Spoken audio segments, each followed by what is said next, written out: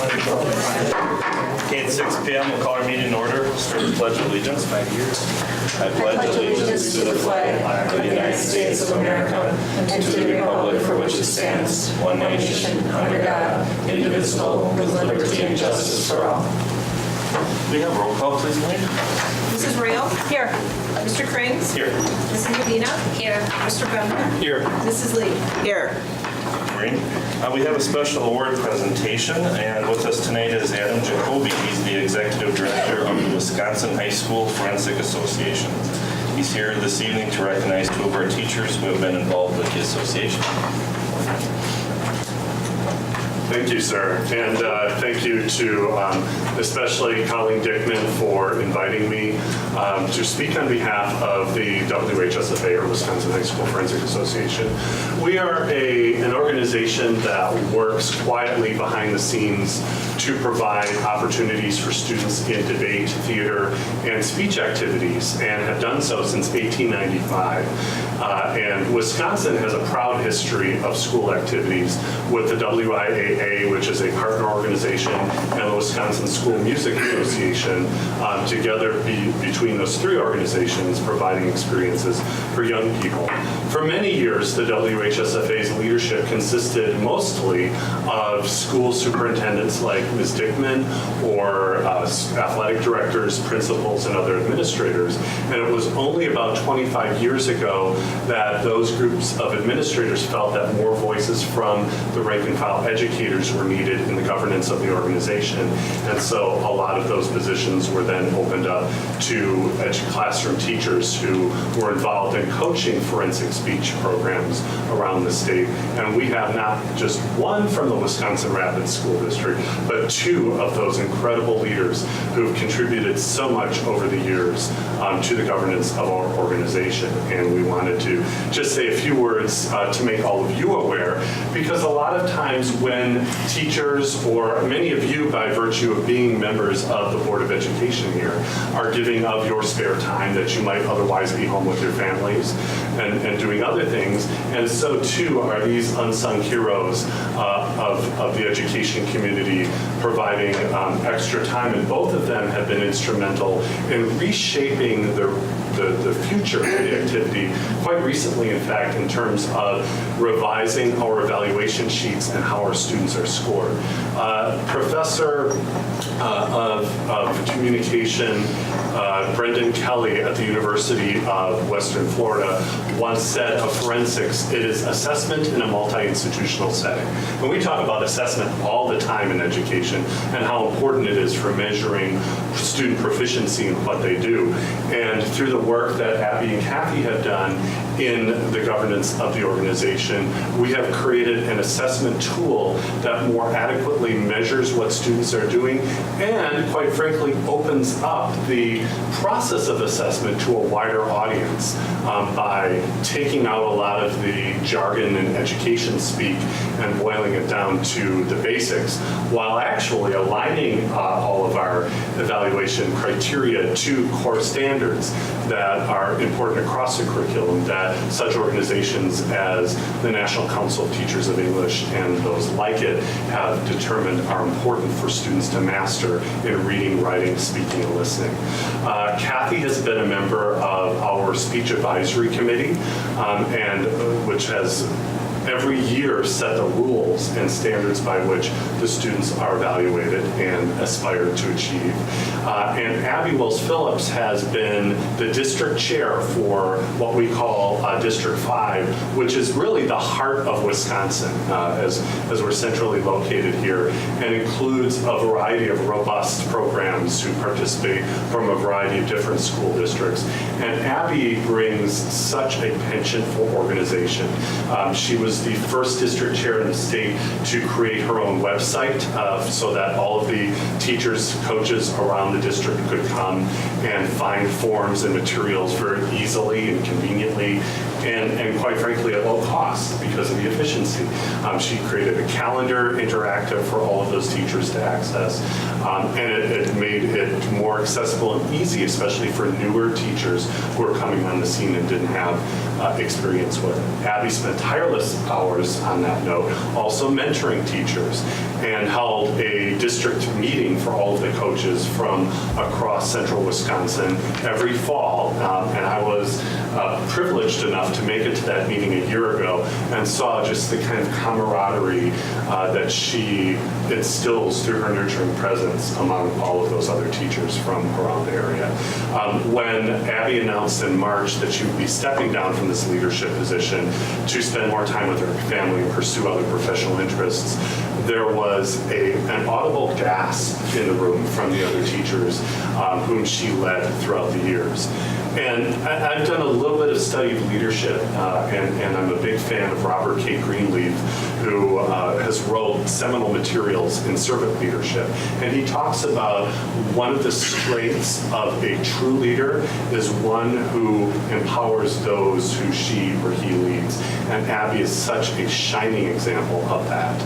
She has contributed so much to the overall organization on a statewide basis, really pioneering the first modern computer program that we use to schedule and tabulate our speech contests, not only at the district level, but statewide, and has given a lot of her personal time to help her colleagues across the state who are running similar contests, as well as the state office in running the state contest at the University of Wisconsin-Madison. So we are privileged to have had her leadership in those capacities as the treasurer of our board of directors, and any of you who've managed money or served as a treasurer for an organization know it's probably one of the most thankless, most detail-oriented and tedious, but perhaps one of the most important jobs in any kind of governing body. And we also really appreciate Abbi for all of her work in doing that and creating a new organizational schema for it. On top of that, when the new treasurer took over and received the detail-oriented binders that Abbi had put together and chronicling all of our financial records, he was a little overwhelmed, but also quite impressed with the work that she had done. So without further ado, I would like to invite Abbi Wills-Phillips and Cathy Tritz to the front to receive some certificates in honor of their time.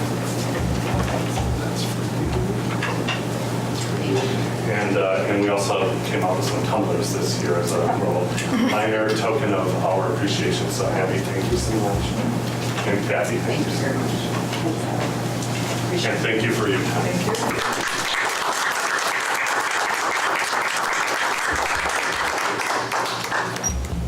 And the board would like to thank you as well, Abbi and Jen. Congratulations. Okay, next we'll move on to the minutes. Okay, I would make a motion that the regular Board of Education meeting minutes of May 9th and the special Board of Education meeting minutes of May 12th be approved as printed. Second. Okay, we have a motion and a second to approve the regular Board of Education meeting minutes from May 9th, 2016, and the special Board of Education meeting minutes of May 12th, 2016. All those in favor, please say aye. Aye. Opposed, motion carried, minutes are approved. Maureen, do we have any comments tonight? Okay, we'll move on to committee reports. John, we'll start with business services. Thank you, John. Business services met Monday, June 6th at 6 p.m. and we met in conference room C. We have 3 consent agenda items. Does anybody want any of them held up? Okay, hearing none, I will go into them. The first one is a staff laptop purchase approval. The current staff computers are anywhere from 5 to 7 years old, and the batteries are failing at a very high rate, and it actually is very costly to replace batteries. So Bill came up and said that we need to buy some new ones. So the motion was made that the proposal to purchase 124 650 G2 laptop computers and 100 HP G2 ultra-slim docking stations from PDS at a total cost of $109,648, which will be funded from the district technology referendum budget and the 2016-2017 district technology budget be recommended for approval. Then the second consent agenda item we had is laptop purchases for our virtual program, which Phil also said that Ryan is in need of some more computers for the virtual program since we've had some added students and also some of those that have begun to fail and are needing some replacement. So we had a recommendation to approve the purchase of 30 HP 450 G2 laptop computers at a total cost of $13,800, which will be funded from the virtual program budget for approval. And the last thing we had, which was a little bit shocking, but we have hallway light replacement at East Junior High. Ed was telling us that there's one switch that controls all 3 floors of our East Junior High building, all the lighting, and then also the lighting into the field house and into the hallways. So when we have an event here, we have the one switch on. We have a lot of wasted electricity going through the lights on the 2nd and 3rd floor, even though nobody will ever be there. So, and he also explained to us that the fixtures are 20 to 25 years old, and the ends are literally crumbling out. And so when you try to put a replacement bulb in there, it doesn't stay, along with the lens covers are disintegrating and could be a hazard of falling on students or people in the hallways. So we have a proposal, we have 3 bids out, and the lowest bid was from Current Technologies to replace the lighting at the East Junior High corridors at a cost of $49,990, and a few extra switches will be put in. So with that, the committee recommends and I move the approval of BS1, BS2, and BS3. Second. Okay, we have a motion and a second to approve BS1 through 3. Maureen, can we have roll call, please? Mrs. Medina? Yes. Mrs. Lee? Yes. Mr. Bembo? Yes. Mr. Davis? Yes. Mr. Krings? Yes. Mrs. Rayon? Yes. Thank you, Maureen. Then the balance, we did have a couple of review items. One was the bids. The other is an update on the summer feeding program, of which, again, the Lincoln High School and Meade Elementary Charter School will be building, opening during the summer hours of 2016 for free breakfasts to all students up to 12th grade? Age 18. Age 18 or 12th grade, yes. So Larry had asked if there's any advertising. We do have some advertising. I did notice when I drove by, they do have the signs, like election signs up front stating For that. Lincoln. And I don't know if there's any other thing other than public services possible on the radio, I suppose. But that's all we had for advertising on that. And then we did have an update on purchases for library software media.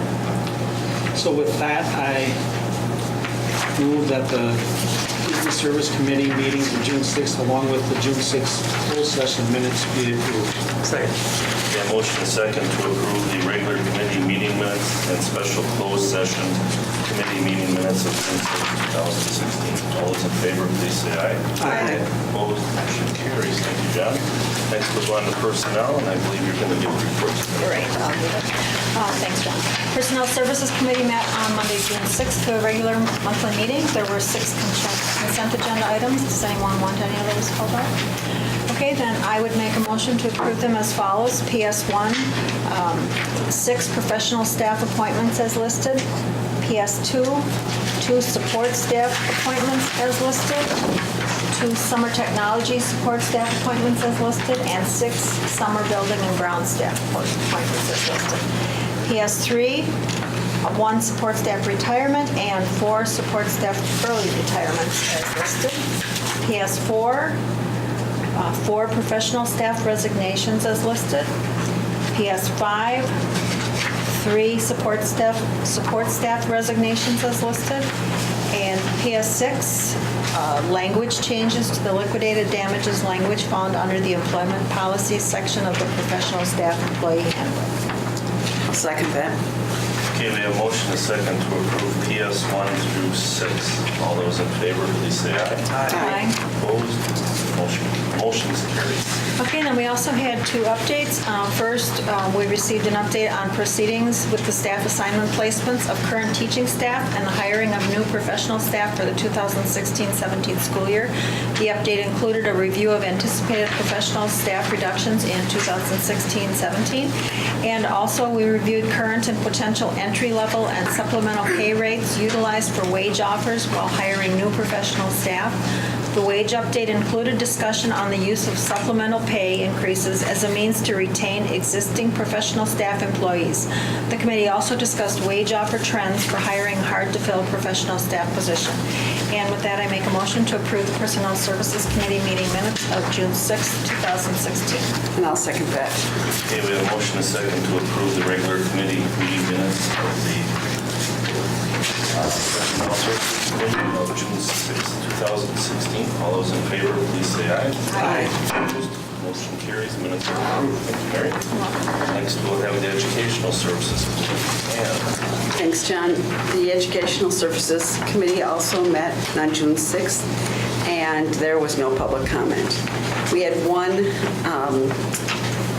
consent agenda item, and that was about the co-curricular code of conduct. Ron Rasmussen, who's the principal of Lincoln High School, was here to review proposed changes to the co-curricular code of conduct. Some changes were requested by coaches and others by administration. Besides changes as outlined in Attachment A, the following two changes were added by the Educational Services Committee. The first one was to Section 4EA to delete the last sentence, and then the other one was Section 7CC, and we added the to the end of the sentence for that season. So the committee recommends, and I move that we approve the changes to the co-curricular code of conduct. Second. Okay, we have a motion and a second to approve the S1. All those in favor, please say aye. Aye. Opposed? Motion carries. And then we went on to updates, and the first one was about the Lincoln High School trimester schedule update. Again, Ron was here to provide an update to the committee on the implementation of the trimester schedule during the 2015-16 school year. Overall, observations and feedback from staff were positive. A Google survey was sent out to students at the end of the school year, and results from that survey were shared with the committee. It was also noted that the professional development provided by the administration and educator effectiveness coach Melanie Kozlowski was very instrumental in a successful first year with the trimester schedule. We then moved on to academic and career planning, or ACP. Cathy Stebbins-Hintz, who's our Director of Curriculum and Instruction, reviewed steps the ACP committee has taken to establish their vision for ACP and set goals for the 2016-17 school year. She shared a presentation highlighting the committee's work. ACP will be implemented beginning with the 2017-18 school year. And with that, the committee recommends, and I make a motion to accept the remainder of the Educational Services Committee meeting minutes. Second. Okay, we have a motion and a second to approve the Educational Services Committee meeting minutes of June 6, 2016. All those in favor, please say aye. Aye. Opposed? Motion carries. Minutes are approved. John? Yes. All of the curriculum work that the district does comes through in good fashion and is well thought out. But I thought this trimester move with Ron's inclusion of everyone and bringing them along was exceptional in the way that he did it. And I think he deserves some credit for the way that worked out. It was smooth and everybody got their chance to say how they felt about it, and it was a significant change. And it wasn't easy for a lot of staff people. I would say the whole administrative team and the teaching staff at the school did a fine job of pulling it off because it came out late. And then he did have the PowerPoint that he showed us on the response of the students, and the students were very positive and felt it was a good change for their education as well. Seems like a win. Thank you, Ed. Next, we'll move on to agenda referrals, information requests. Anybody have anything this month? Okay, we can move on to the legislative agenda. John, is there anything new? Well, the newest thing since we last left was that Wisconsin Supreme Court preserved the powers of the state school superintendent, finding unconstitutional a law Republicans passed in 2011 that requires state agencies to seek approval from the governor before creating new administrative rules to carry out policies, regulations, and laws. So that was a win for basically public education in the state, and our state superintendent being a separate and, again, supposedly non-partisan position, which it should be. So that was the big win that since we last been there. How did it, if you want to know, how did it beat, how was it unconstitutional? The way that they did Because the it? state constitution says that that's supposed to be an independent authority, and that's what the superintendent's office, when the lawsuit brought the lawsuit up, says that's the reason. Now, if you get somebody to You do wonder why they would pass something like that. It's unconstitutional. Wouldn't it be nice if they could settle things at the state house instead of the courthouse? We have charter schools, which the only true education in the state is public education, so that's a new one. The other thing, that they had a couple questions brought out from WASB is how will independent charter funding impact public schools in 2016? It's kind of a open-ended, no answers type of listening session. Wisconsin joined the challenge to the federal guidance on transgender students, joining Texas and 9 other states in challenging the Obama administration Title IX guidance on gender identity, which is just going to be, who knows how long that'll last. And they're always, of course, looking for advocacy.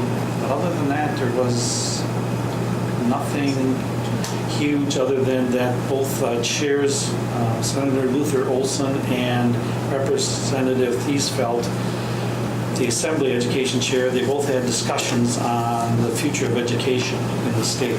And discussions about teacher shortages, vouchers, referenda, accountability, and future education and more. So that was basically, they claim it to be a listening session, a discussion session. I'll be very skeptical if they listen to anything. I just have a couple other things that I would add. I recently contacted some of our federal legislators because there's a bill out there that would in fact impact our food service Was that one of the department, and it would take away reimbursements that we currently get per meal, and that cost would be passed on to family members. So that's floating around out there at the federal level. I know that Glenn informed me a couple of days ago that there's some chatter out there about totally eliminating any options for seclusion or restraint of students completely, which could create difficulty for us at times in our buildings. I also recently was sent a letter from the DPI inviting us to pilot. It was sent to all districts to pilot that reporting of crime on public school property. I will not volunteer for that. We've done the ACP recently. We piloted educator effectiveness, so we'll take a break in piloting for the DPI this time. And there's also discussion out there about how they're going to balance the transportation budget, and that's worrisome to us because the money's come out of public education before it has to come out of the general fund. So I want to keep our eye on that. Thank you for the update. We'll move on to the bills. Okay, I would make a motion that the receipts be noted and the bills be paid as printed. Second. Okay, we have a motion and a second that the receipts be noted and the bills be paid as printed in our packet. We have roll call, please, Mary. Mr. Cranes? Yes. Mrs. Medina? Yes. Mr. Bembo? Yes. Mrs. Lee? Yes. Mr. Davis? Yes. Mrs. Reno? Yes. Thank you, Maureen. Next, we go into new business. Item E, possible action on employee appointments, resignations, and their requests. Ryan. We do have a couple of appointment recommendations. Before the meeting began this evening, I passed around a white sheet of paper with two appointment recommendations that we have. We completed interview process for these two positions last week, and just earlier today secured acceptance from the two individuals listed. So the administration would recommend that you approve the appointment of these two professional positions. These are two hard-to-fill positions in the special education area, so we're very pleased to be able to have a couple of very strong candidates for these two appointments. And I'd make a motion to recommend approval of the following professional staff appointments in the special education department for approval. Second. Okay, we have a motion and a second to approve the recommendation for the professional staff appointments listed. All those in favor, please say aye.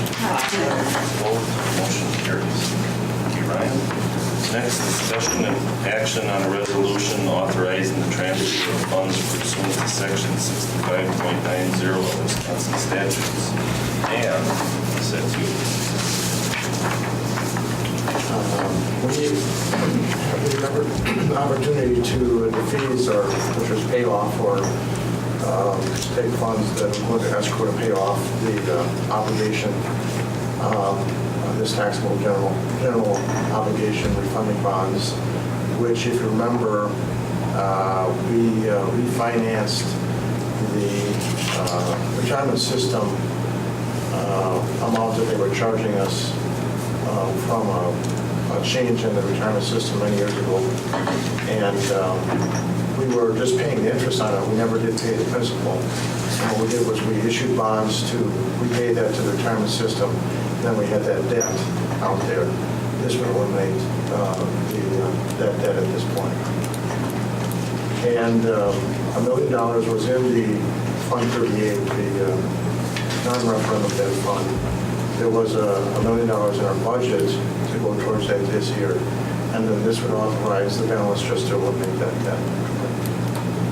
And where that comes from, we haven't got to that section yet, but there's some money that's reduced from OPEB costs and HR savings in this year's budget, and that's where that $831,000 comes from. Any questions on that? So what motion do you want? It's the first one to approve the transfer of the funds. Okay. All right, then we have I'll make a motion to approve the resolution authorizing the transfer of $831,810 from the district's general fund to the debt service fund account for the $6.46 million taxable general obligation refunding bonds dated August 27th of 2012 to accomplish the defeasance and redemption of the 2012 bonds pursuant to section 65.9 of Wisconsin statutes. Could you repeat that? I'll second it. Okay, we have a motion and a second to approve the resolution authorizing the transfer of $831,810 from the district's general fund to the debt service fund account for the $6.46 million taxable general obligation refunding bonds dated August 27, 2012 to accomplish the defeasance and redemption of the 2012 bonds pursuant to section 65.90 of Wisconsin statutes. We have roll call, please, Maureen. Mrs. Lee? Yes.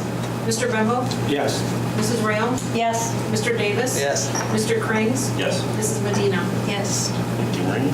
Next, we'll have discussion and action on a resolution providing for the defeasance of a portion of the outstanding debt of the district. Okay, that amount that you just transferred along with $1 million that was in the budget, $1 million that was in Fund 38 already, gives you an amount to pay off the $2,830,000 of the remaining bonds. And this resolution would defease that debt. Do we have any idea how much interest this saves? Yes. I knew it would. I put it in this annual report here. I was going to say, it's not like a big tick thing. If you had bigger print, you could find it faster. On this defeasance, it's $264,665. Thank you. I make a motion to approve the resolution providing for the defeasance of the remaining portion of the outstanding debt of the district in the amount of $2,830,000. Second. Okay, we have a motion and a second to approve the resolution providing for the defeasance of the remaining portion of the outstanding debt of the district in the amount of $2,830,000. Can we have a roll call, please? Mr. Krings? Yes. Mrs. Medina? Yes. Mr. Davis? Yes. Mrs. Royal? Yes. Mrs. Lee? Yes. Mr. Bembo? Yes. Thank you, Breen. And last, we have update and possible action on the 2016-17 budget deficit. You have a green sheet in front of you.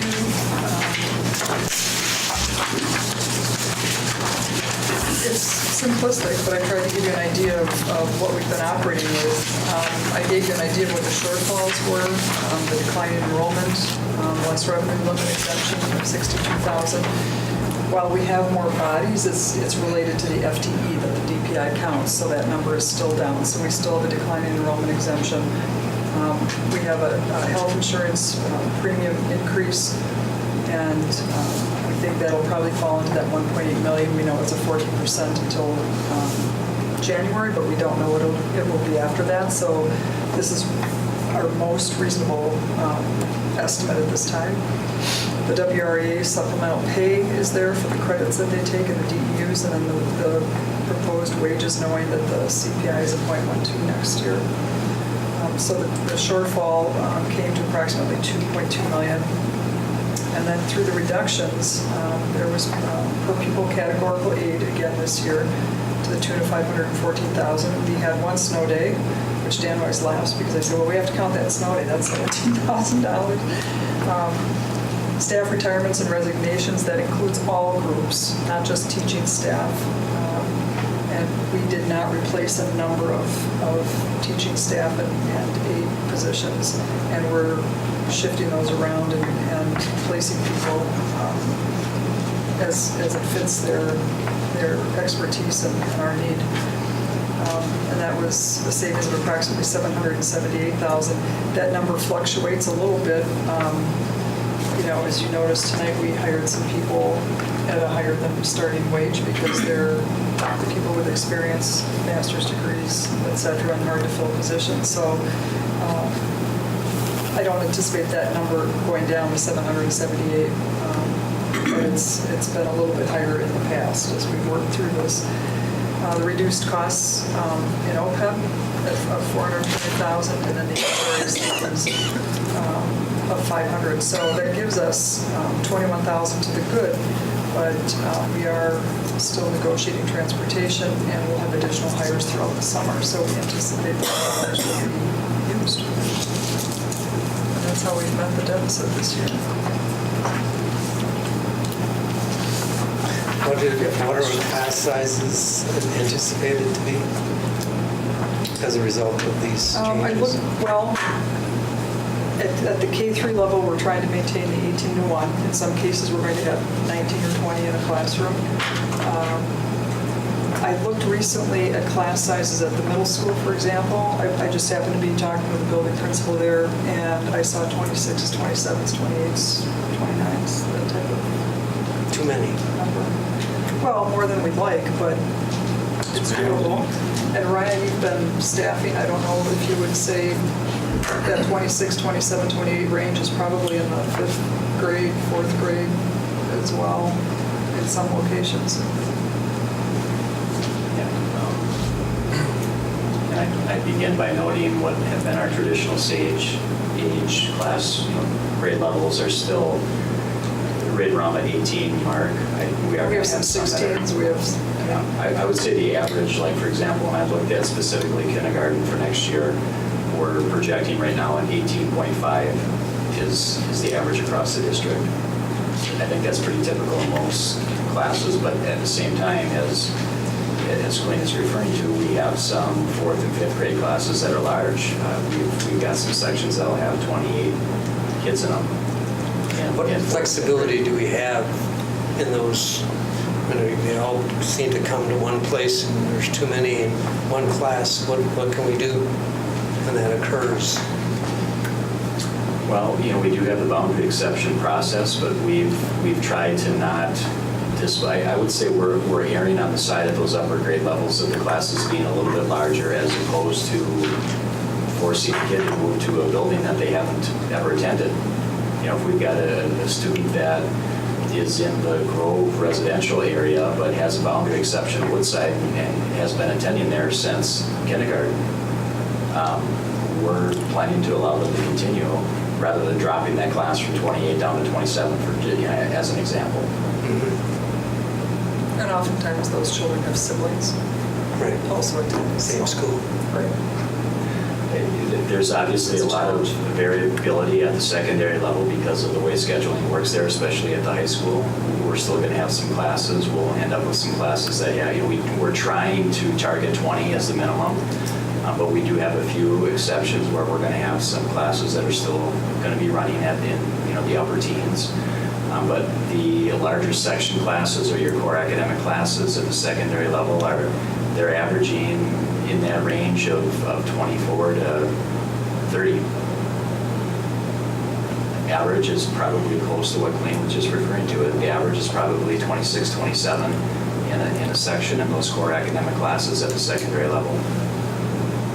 And if they have a challenging group, what help do they get?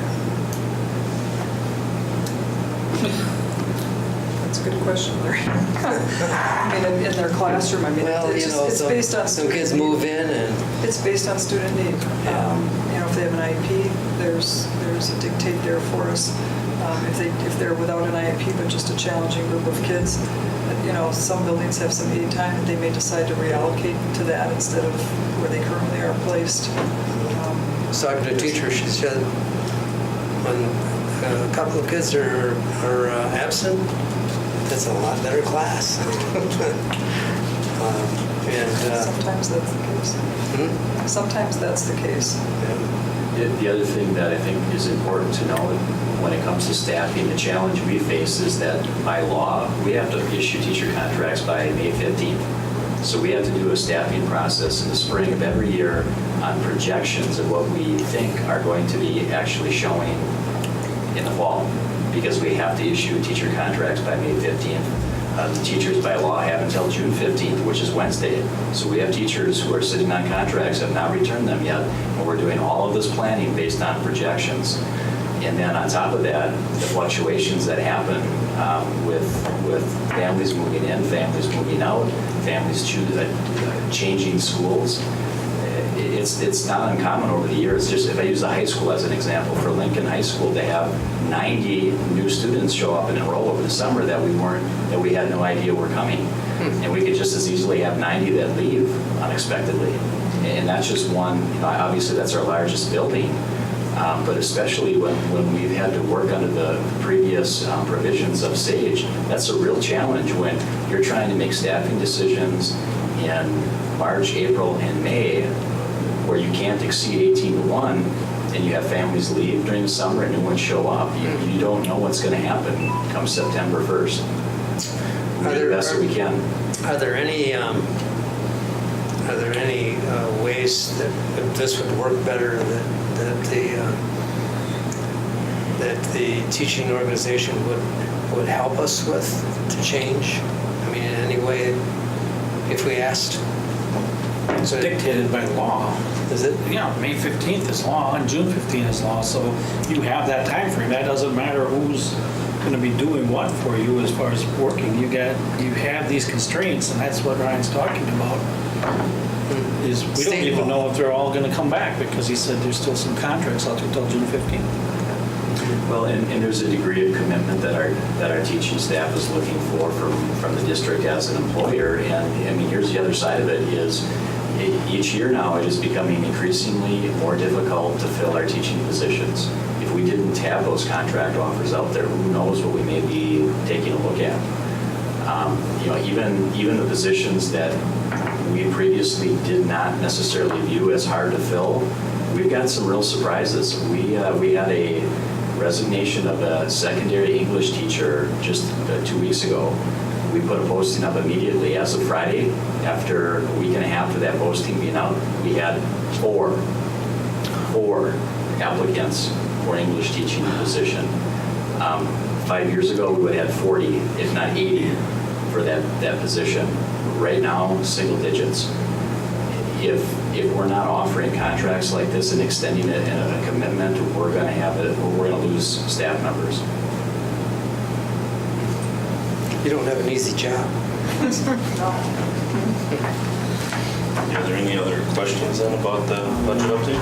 Make a motion to approve the measures taken by administration to meet the anticipated 2016-17 budget deficit of $2,208,177. Second.